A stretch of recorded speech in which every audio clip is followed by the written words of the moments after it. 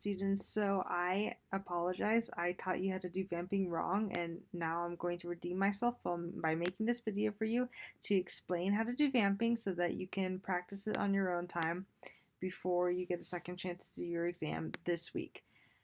First of all, I'm going to show you a very simple vamping for 4/4, and then later I'll show you just a simple waltz pattern, which is in 3/4.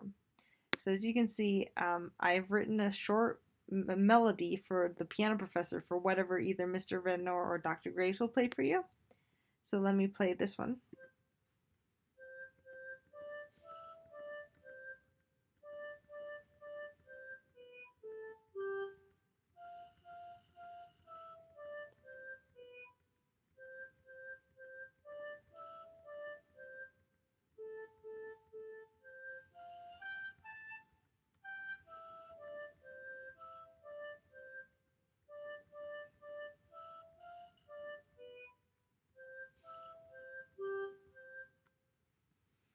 Good.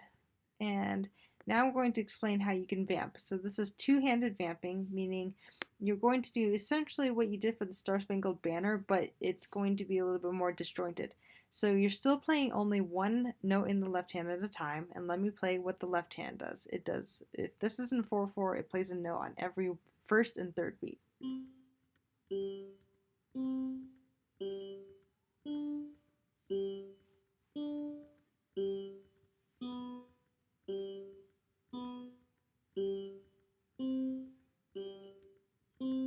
Pretty simple. And I notice I've got staccato marks, so you can have a little slightly drier texture. I have pedal marking for the 3/4 texture later so that you can have a variation in mood, in timbre if you want. This is what the right hand is doing. It's doing just two notes at a time to complete the triad because you only need three notes to do a triad, and luckily you're already playing one note with the left hand.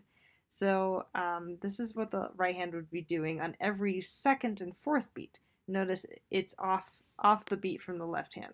So you got rest first.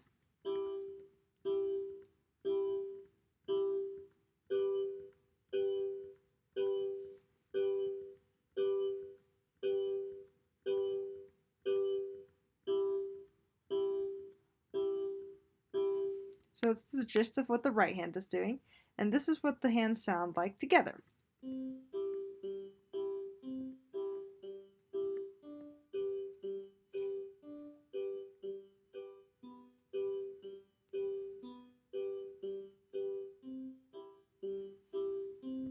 Good. So that's what you'll be doing, and either Mr. Ridnow or Dr. Grace will have recorded a melody. So if you put that with the melody, and remember you'll have these chord symbols like these C, C, G, G in the but either above or below your lead sheet, and you'll have to do what I've written out here on your own by sight. You will not have these chords written for you.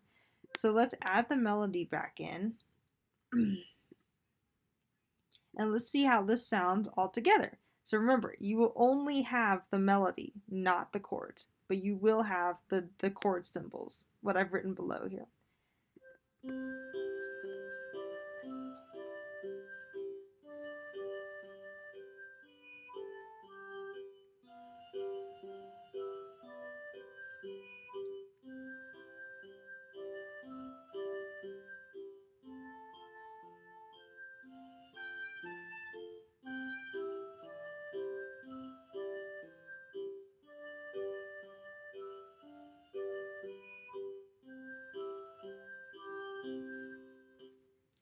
I would memorize what these chords look like, especially this measure here in the first, and then this measure, the third one.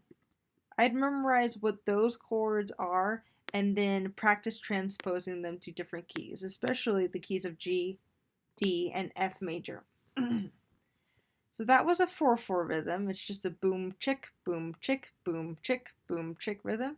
This here is in 3/4. That means it's a waltz rhythm. So let me demonstrate what the just the piano part you might be doing if you have a melody in 3/4.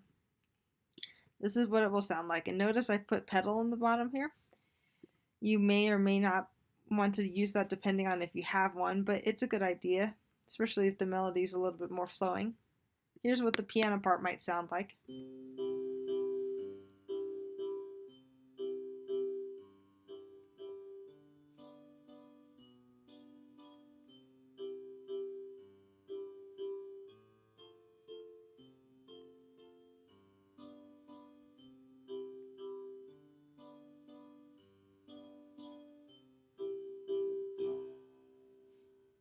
Good. Now let's add back the flute, which is just representing what the professors might be playing on the piano. And remember, they have a recording and you only have the melody. You'll have to make up these chords on the spot using what the melody is doing and the chord symbols that you have. And don't stress it. Remember, just one note in the left hand and two notes in the right hand. That's all you need. Okay, let's add back the flute. Here's what this 3/4 rhythm might sound like.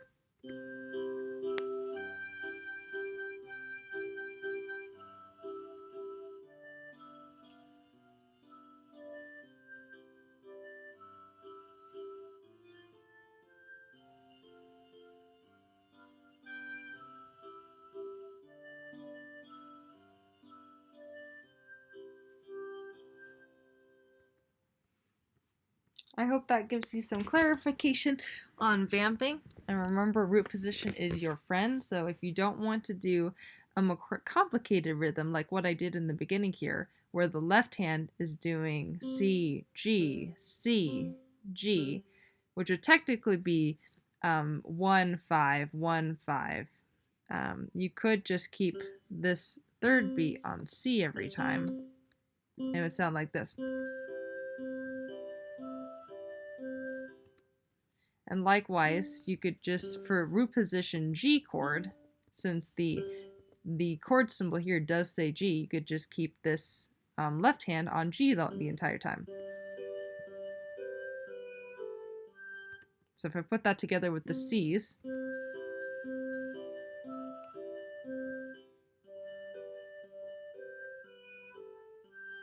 sounds just fine. So remember, the root note or the root note of the chord in the left hand and just the accompanying triad notes, the top two notes of a C chord or G chord, whatever you're doing in the right hand. One note in the left hand, two notes in the right hand. That's all you need. All right. Good luck. Have fun.